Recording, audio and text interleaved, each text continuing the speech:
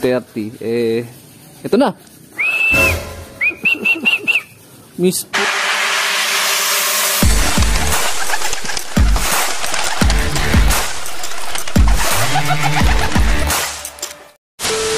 Good day mga ka-EA. So for today's video, abangan na, last Midtos na natin to dito sa ating SDR. So ang bitaw, Pagbilao, Quezon. So ang update, eto na mga kalapatids, nag-release na yung club namin na eksaktong alas 7 ng umaga dyan sa Pagbilao, Quezon.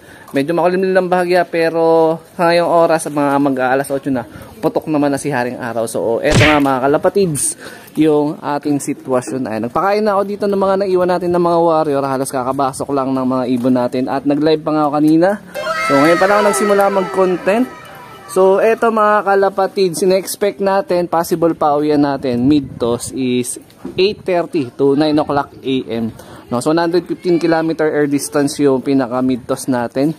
So possible sa padating na Friday, bukas nga mga ka-EA, loading day na naman natin para sa ating nalalapit na third lap derby.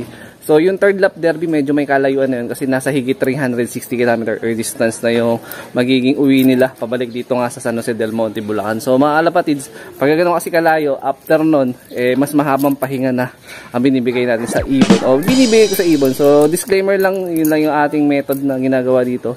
Hindi ko sinabing kailangan gawin nyo o hindi ko naman din sinasabing tama, pero yun lang ina-apply natin dito sa loop. So eto na mga kalapatids, meron nga pala tayong gustong pasalamatan dahil meron nga nagbigay sa atin ng eto, Microbest Probiotic tsaka yung Microbest na Electrolytes. Ay, actually ito, ginagamit ko to na nakabili kasi ako nito nakaraan kay Madam Teresa Ong, yung coordinator ng BBCM. Siya rin yung distributor nito sa amin sa San Jose del Monte, Bulacan. So bumili ako ng maliit nito, sinimulan ko to gamitin nung first lap mismo ng derby.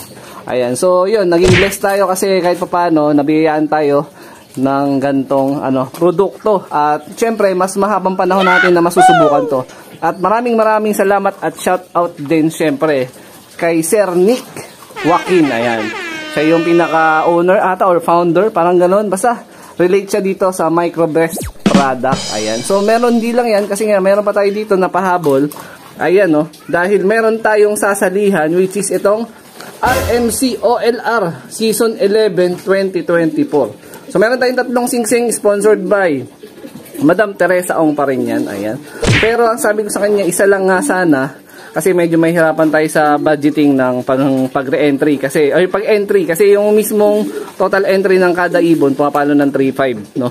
So perch fee niya is 1.5, tapos activation niya after 70 kilometers na training magdadagdag ka na ng 2K para sa activation. So ginawa ko na lang total meron naman tayo dito ng mga tropa kalapatids mismo dito rin mismo sa lugar namin.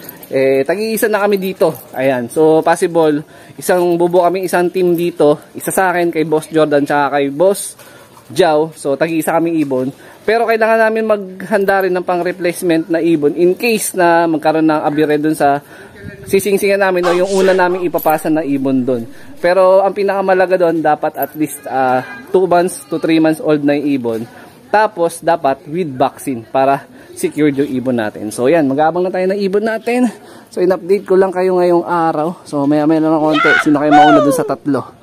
Diba? Minato ba? Hanzo? O si Miss Poyo? So hindi tayo sumali sa pooling. Gawa na nag-iipon na nga tayo ng fund para sa ating pang re-entry.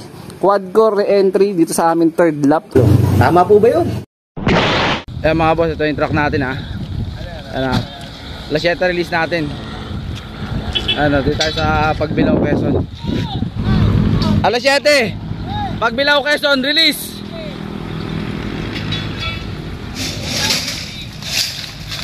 Yan, yung ibon natin. 75 years later. Dito tayo mga ka-EA, time check natin 8:47 AM. So eto, wala pa tayong pauwi mga kalapatids, no? Nag-check ako dun sa GC, ganun din, parang wala pa ata nakakapagpa-uwi from Pagbilao Midtos. Ayan, no? Pero yung gantong speedan kasi nasa Pagbilao na to ng 1,000. Yan mga kalapatids. Medyo malakas ang hangin pero yung sikat ng araw maganda. Ayan, hindi ko lang alam kung anong tawag dito, tailwind ba o headwind. Hindi ko alam kung pagpatulak tsaka Hindi Hindi ako masyadong familiar sa mga hangin-hangin. Sa weather lang ako medyo familiar. Ayan. So mag-aantay tayo ng konti. Sana mag-uwian na sabay-sabay yung mga wires natin. Sana maaktuhan natin kasi paalis na rin ako papuntang trabaho. Hindi pa ako nakapag-asikaso eh. Usually dapat 9:30. Ito na. Miss Puyo. Grabe, yung ganda ng pagka-victory. Kaya lang, hindi tayo sumali sa pooling eh. Pasok! Saktuhan nga natin, sakto. Mamaya, check natin. Hindi na ako magbe-base sa clocking system ng natin.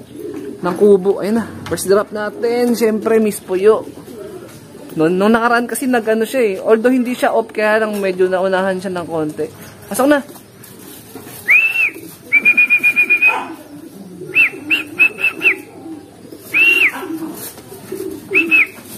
First drop from Pagbilao Mid-Toss.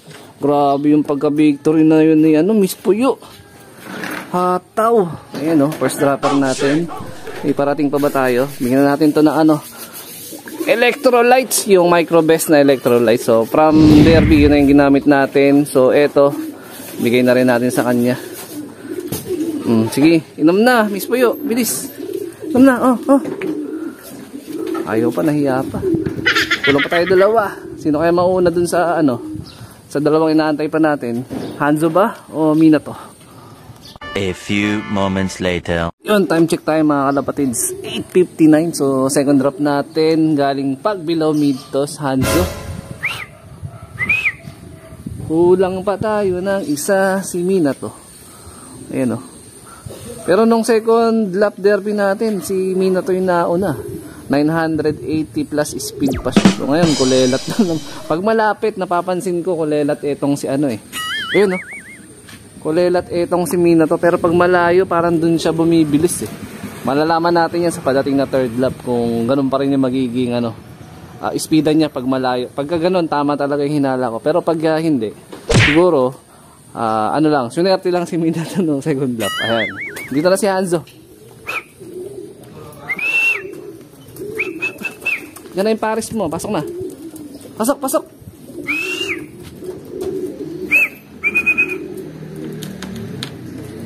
Okay.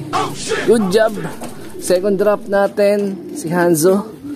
Kailangan natin mag-recover ng ibon kasi bukas loading na agad. So marahil dito ko natatapusin tong video na to. Hindi na natin maaantay si Minato sa pagkakataon na to dahil mag-aasikaso na ako. Pero tiwala kong uuwi yun. Ayan, napakalapit lang ng Pagbilao Mid-Toss natin. So, ingat mga kalapatids. Keep safe. God bless. Recovery time. Recovery. Para maging handa tayo sa parating na third lap. Mahirap-hirap yung third lap natin mga kalapatids eh. Okay.